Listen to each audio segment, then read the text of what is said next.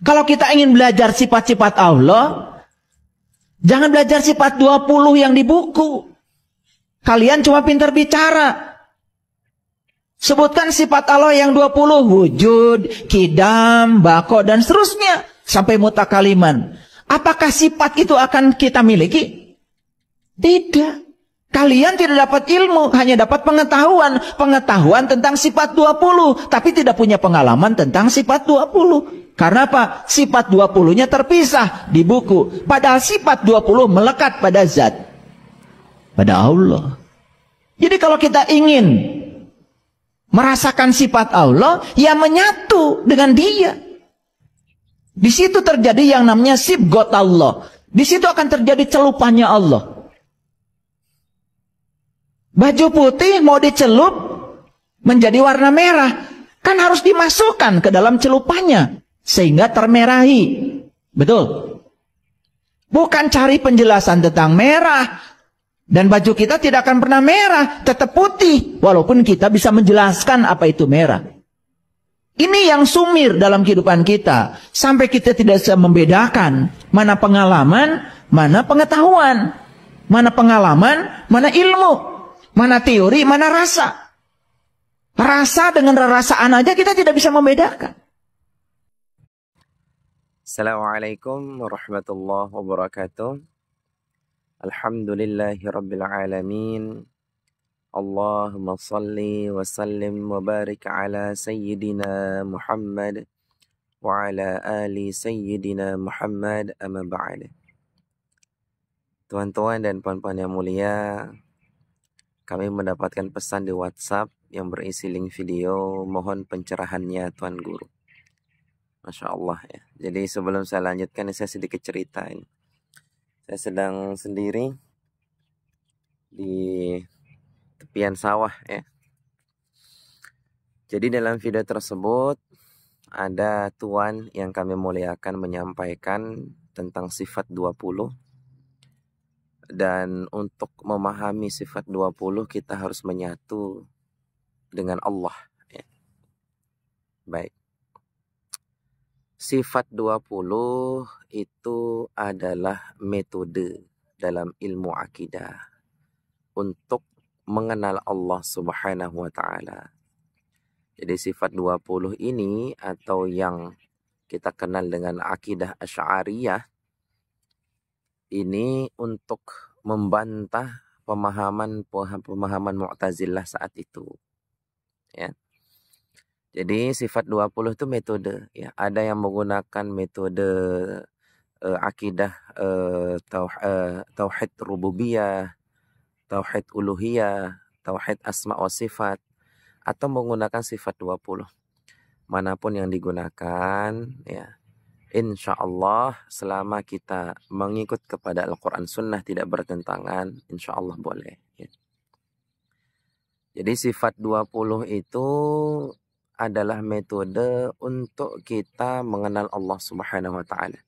Jadi kalau ada orang non-muslim misal bertanya, itu orang Islam kok dia sholat tapi nggak ngelihat Tuhannya gitu ya. Apakah Tuhan orang Islam itu ada? Oh kita jawab, oh iya ada, namanya wujud ya. Lalu tanya lagi, kalau Tuhannya orang Islam itu ada, sejak kapan dia ada? Oh Tuhan kita itu wujud, lalu qidam itu terdahulu, tanpa awalan, tidak diawali oleh waktu. Terus kalau dia sudah ada, tanpa awalan, tidak diawali dengan waktu, sampai kapan Tuhannya orang Islam itu ada? Oh baqo, kekal. Kekalnya itu tidak ada akhiran, tidak diakhiri oleh waktu. Lalu bertanya lagi, kalau dia ada, kalau dia awal, kalau dia akhir, adanya tuh gimana, awalnya tuh gimana, akhirnya gimana? Yaitu mukhalafatul hawadis. Oh dia laisa kamitslihi syai'un, Tuhannya orang Islam itu tidak serumpama dengan apapun, seumpama dengan apapun. Nah karena dia tidak seumpama dengan apapun, terus dia ada, dia maha pertama, tanpa awalan, maha akhir, tanpa akhiran, kekal abadi. Lalu dia berlainan dengan makhluknya. Lalu dia gimana? Dia berdiri sendiri. Jadi sifat 20 itu adalah metode ya. Sama seperti akidah, tauhid, rububiyah, uluhiyah, asma wa sifat. Silahkan ya. mau gunakan yang mana, yang penting kita sama-sama berharap ridho Allah Subhanahu wa taala. Jadi silakan, saya tidak istilahnya menganggap diri saya paling benar, orang lain semuanya masuk neraka, ya. Silahkan. Selanjutnya tuan-tuan, yang dimaksud menyatu dengan Tuhan itu mungkin keterbatasan bahasa untuk mewakili makna, ya. Karena tidak bisa menyatukan sesuatu dengan sesuatu saja agak susah, seperti menyatukan terang dengan gelap. Jadi gelap itu makhluk, terang itu adalah makhluk. Terang itu sesuatu, gelap itu sesuatu. Menyatukan terang dengan gelap itu susah. Nah, ya, jadi kalau terang ya terang, kalau gelap ya gelap gitu kan. Nah, jadi apalagi menyatukan sesuatu dengan yang bukan sesuatu. Jadi kita itu sesuatu, sedangkan Allah Ta'ala itu bukan sesuatu. Nah, jadi mungkin ini keterbatasan bahasa untuk mewakili makna. Lalu cara memahaminya seperti apa? Cara memahaminya seperti ini. Ibarat besi dengan api, tuan-tuan. Besi ini berbeda dengan api. Unsur besi itu sifat besi, unsur besi berbeda dengan sifat api, unsur api. Tapi ketika besi ini dimasukkan ke dalam api, lama-kelamaan besi ini memerah seperti api. Panas seperti api, warnanya seperti api, tapi tetap berbeda antara api dengan besi. Nah, jadi ketika seorang hamba mengamalkan syariat dengan jasadnya, hatinya karena Allah, jiwanya merasa digerakkan oleh Allah, lama kelamaan terus menerus, nanti dia akan karem. Dia akan karem, dia akan tenggelam, dia akan terhanyut, dia akan melebur. Nah, proses ini disebut dengan fana. Nah, ketika dia lebur di dalam lautan kebesaran Allah Subhanahu wa taala, ini disebut dengan fana. Nanti dia akan memandang bahwa yang ada secara hak hanya Allah Subhanahu wa taala. Ketika kesadarannya hilang, baru boleh dia mengatakan tidak ada yang wujud kecuali Allah. Dengan catatan kesadarannya hilang. Jangan sampai kesadarannya masih, lalu dia mengatakan tidak ada yang wujud kecuali Allah. Jadi wujud kayu ini wujud Allah, wujud baju ini wujud Allah. Nah, ini yang tidak boleh. Apalagi mengatakan saya tidak ada, saya adalah wujud Allah. Astagfirullahaladzim, ya. Nah, kapan kita boleh mengatakan seperti itu? Ketika kesadaran kita karem atau fana kepada kebesaran Allah Subhanahu wa taala. Ketika kesadaran kita tenggelam di dalam fana Allah, maka boleh kita mengatakan tidak ada yang wujud kecuali Allah. Tetapi kalau kesadaran kita masih ada, maka kita akan mengatakan tidak ada yang wujud secara hak kecuali Allah. Nah, ketika kesadaran kita sudah tidak ada, kita mengatakan tidak ada yang wujud kecuali Allah, sah. Bahkan mengatakan bahwa saya adalah wujud Allah, sah.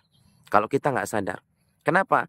Karena tidak berlaku hukum syariat kepada 3 orang. Yang pertama, orang yang tidur sampai dia bangun. Yang kedua, orang yang baru lahir sampai dia berakal.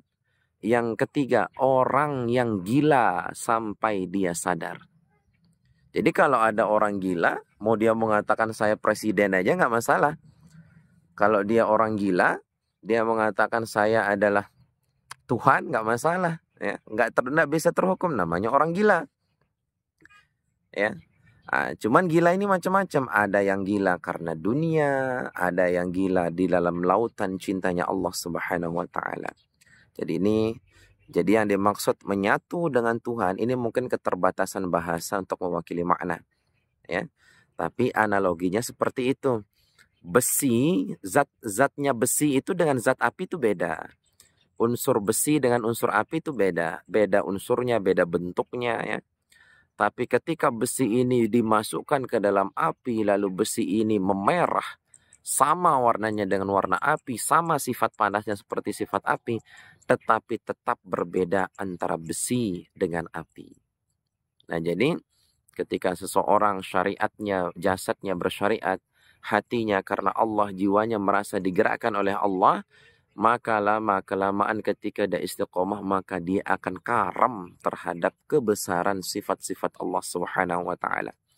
Maka dia seperti besi yang dimasukkan ke dalam api sampai warnanya sama, merahnya sama, panasnya sama, tapi tetap beda antara unsur besi dengan api.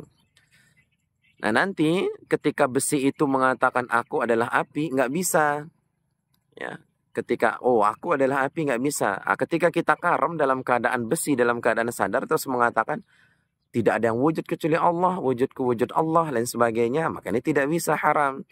Tetapi kalau hilang kesadaran seseorang, maka tidak bisa dihukum bagi orang yang tidak sadar. Wallahu a'lam bishawab ya. Jadi mari kita belajar akidah ya. Silahkan ya. Mau belajar sifat 20, bagus, kami sendiri belajar sifat 20. Mau pakai akidah uluhiyah, akidah rububiyah, asma wa sifat, silahkan. Semuanya hanyalah metode ya. Yang penting bersesuaian dengan Al-Quran dan Sunnah, dan jangan mengapling surga sendiri. Jadi selain dari pemahaman kita semuanya masuk neraka gitu. Kita kembalikan hak surga dan neraka itu hak mutlaknya Allah Subhanahu wa Ta'ala. Dan tidak ada orang yang masuk surga kecuali atas rahmat Allah Subhanahu wa Ta'ala. Mudah-mudahan bermanfaat. Apabila ada salah kata, itu datang dari hawa nafsu kami. Namun apabila itu benar, itu datang daripada Allah Subhanahu wa Ta'ala. Akhirul kalam. Assalamualaikum warahmatullahi wabarakatuh.